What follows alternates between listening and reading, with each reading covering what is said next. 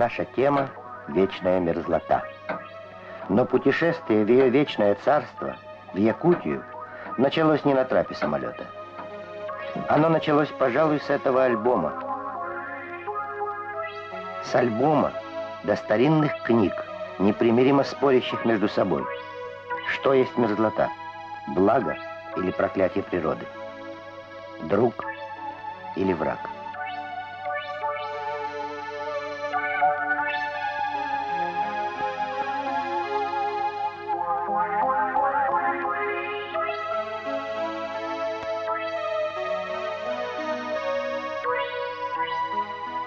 При взгляде на сию пустоту и дикость рождается мысль.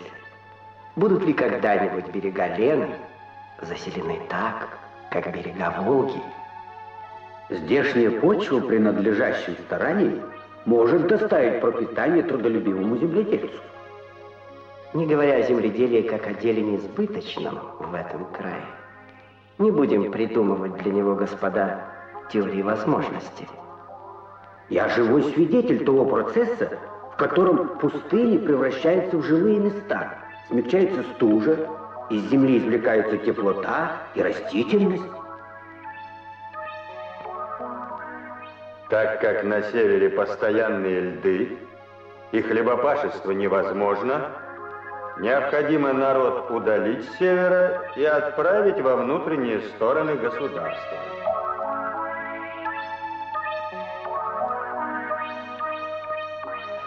Кто из них прав? Скажем сразу, в Якутии мы не нашли однозначного ответа. Да и мерзлота на деле оказалась не столь уж вечной.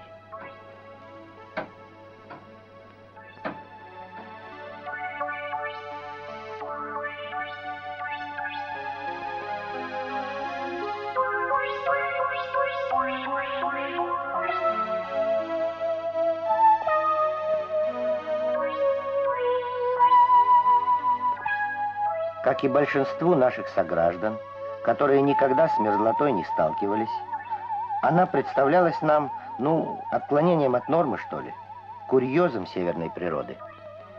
Но поскольку вечная мерзлота занимает 47% территории страны, какие уж тут курьезы.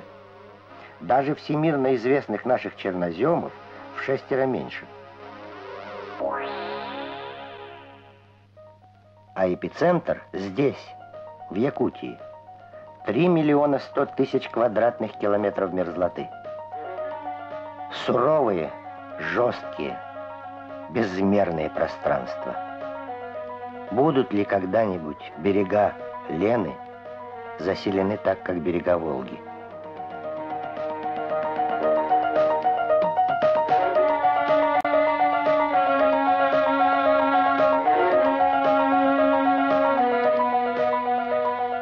Всего 3-4 месяца назад здесь был мороз под 60 градусов. Сейчас, летом, около 40 тепла. Но и в самую жаркую пору зима не покидает эту землю. Она лишь прячется вглубь, на считанные сантиметры, метры.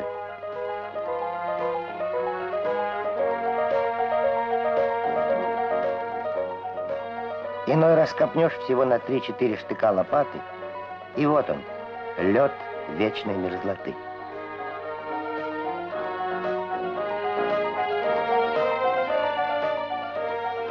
Мерзлота пришла в эти края больше миллиона лет назад и останется нерушимой до следующего всемирного потопа. Вот памятник истории русской науки. Шахта Федора Шергина. В начале прошлого века вырыл ее русский промышленник. 10 лет копал. Прошел 116 метров и отступился. Дна мерзлоте не было. Если эту шахту не разморозить, тысячелетия простоит. Если не разморозить. В этом-то и суть всех здешних проблем. Ведь что такое, собственно, мерзлота? Грунт со льдом, смерзшийся в монолит. Но выше нуля лед тает, и прочнейший монолит превращается в жидкую грязь. Ниже нуля вода замерзает, а значит расширяется. природе этот процесс идет постоянно. Зимой верхний слой замерзает, летом оттаивает.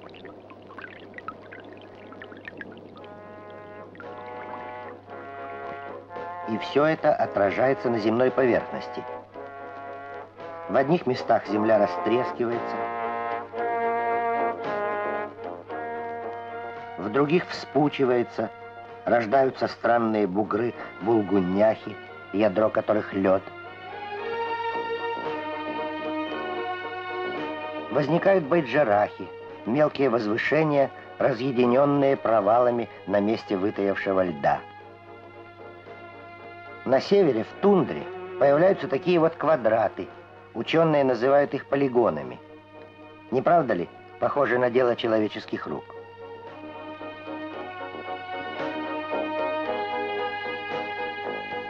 Целые озера образуются на месте вытаявших участков мерзлоты.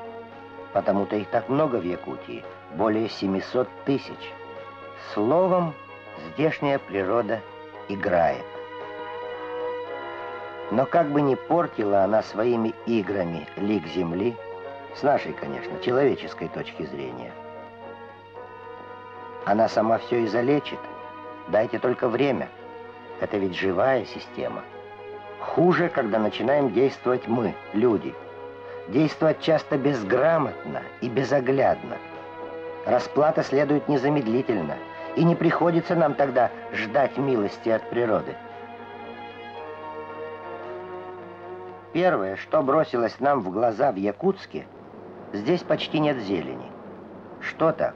Ведь тайга вокруг города.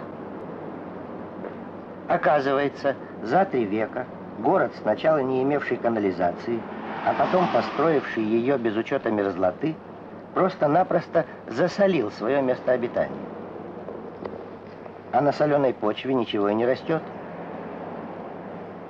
Мало того, рассол не замерзает при минусовых температурах. Здания здесь строят на сваях, с продуваемым подпольем, специально, чтобы не разморозить монолит. Но если его нет, на чем держаться многоэтажным домам?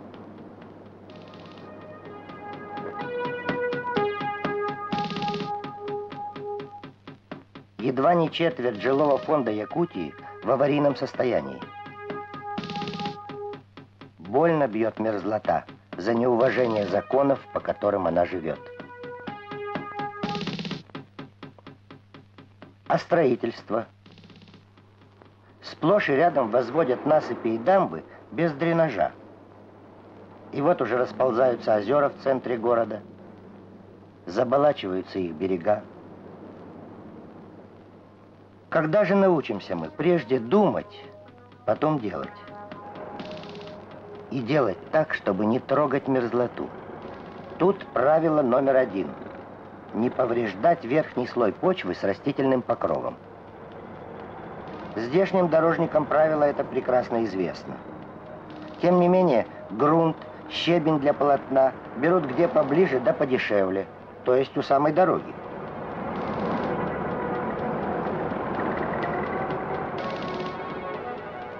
Пройдет год-другой, оголившийся лед растает, и дорога просто провалится.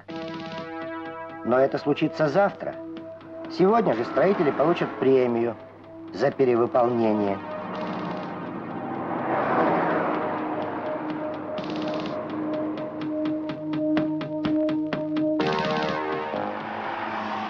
Вся наука Якутии стоит на мерзлоте. От биологии до космофизики. О мерзлотоведах и говорить нечего. Приехав к ним в институт, мы не застали буквально ни одного ученого. Все в поле, на экспериментальных площадках.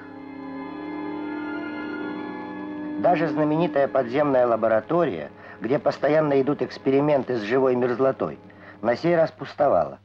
Короткое якутское лето. Каждый час в счет.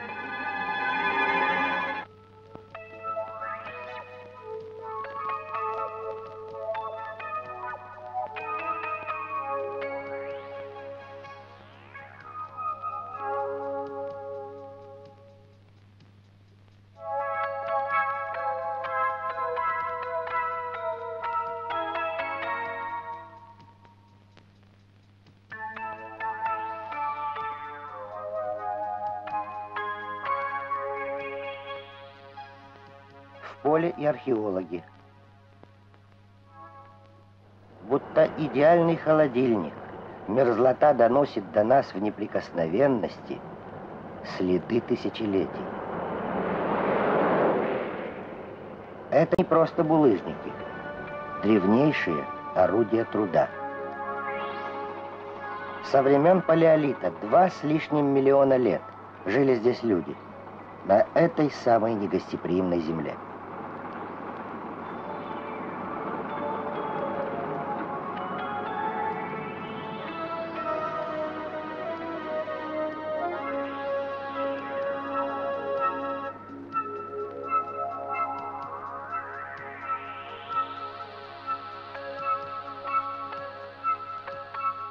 Канадцы, у них тоже добрая половина страны стоит на мерзлоте, ввели в научный обиход понятие «чувствительность поверхности». Да, мерзлота чувствительна, как обнаженный нерв.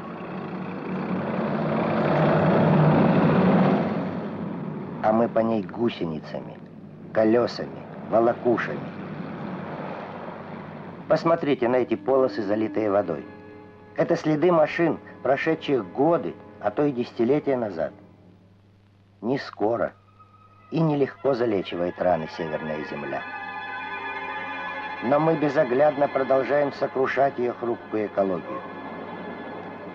Даже разовый проезд вездехода – травма для тундры. Трехразовый – полная гибель растительности. На сегодняшний день мы успели загубить почти четверть необъятной своей тундры. Мусорим, разливаем нефтепродукты, бесконтрольно сбрасываем воду.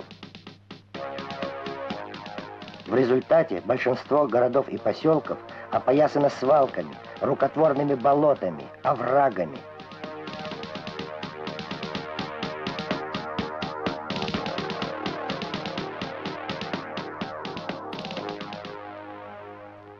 А ведь и в тундре, даже на самом крайнем севере, можно жить в согласии с природой. Тому доказательство Тикси, крупный поселок на берегу Ледовитого. И дома тут не падают, и дороги не проваливаются. А секрет прост. С мерзлотой тут не боролись, с ней сотрудничали.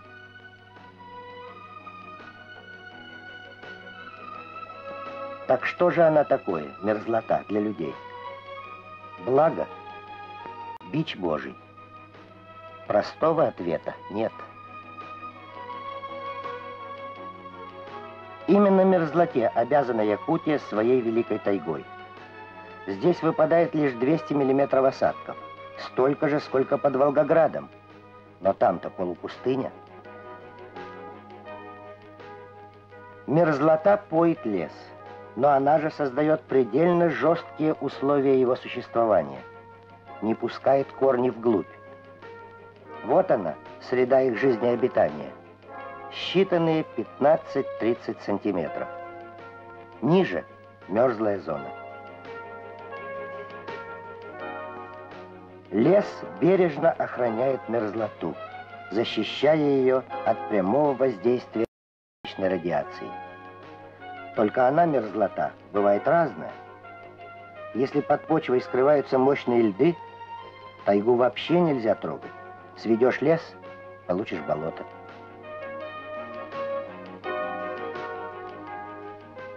Но и в любом другом месте рубить можно лишь строго соблюдая главное правило лесоводства на мерзлоте. Полностью очищать лесосеку и тем создавать условия для скорейшего появления нового, молодого леса, который посеет сама тайга. Если подрост не появится за 3-4 года, все растает.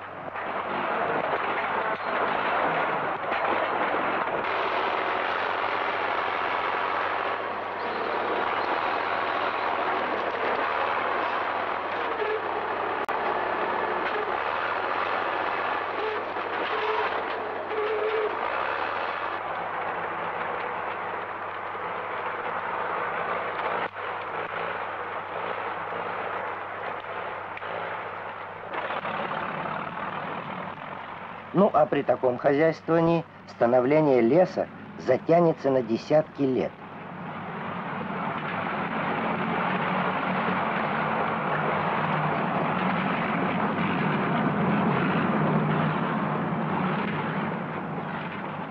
Лес или пашня, луг или стройка.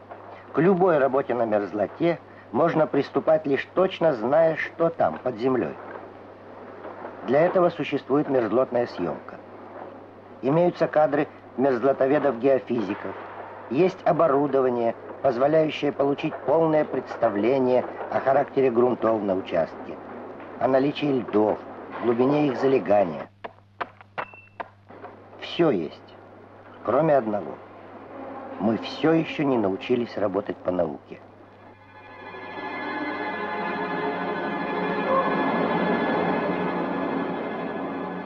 Как часто приходится за это расплачиваться, в прямом, денежном смысле слова.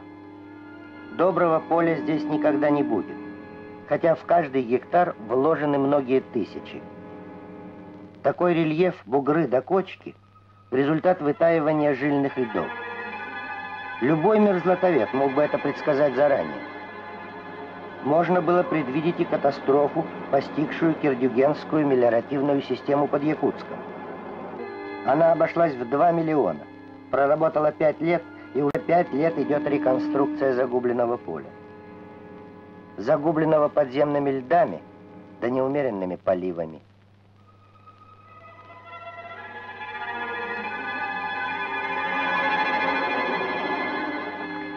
Так можно ли вообще вести рациональное хозяйство в зоне вечной мерзлоты?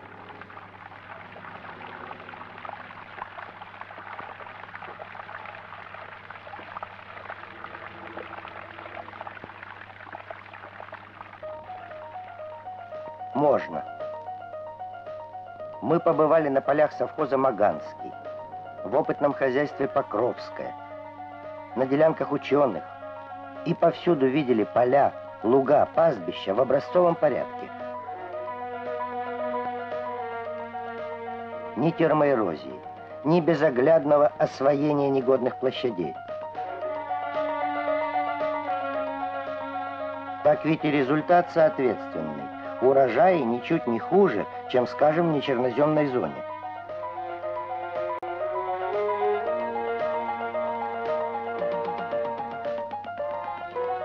Подумать, в каком-то метре под корнями этих растений вечная мерзлота. Кавалерийским наскоком такое не дается. За этим годы и десятилетия селекционной работы. За этим умная и щадящая мерзлоту система земледелия. Так почему же, зная доподлинно все правила обращения с вечной мерзлотой, мы упорно продолжаем разрушать среду собственного обитания? Что происходит? Не с мерзлотой. Там как раз все понятно. Все по законам физики. С нами что происходит?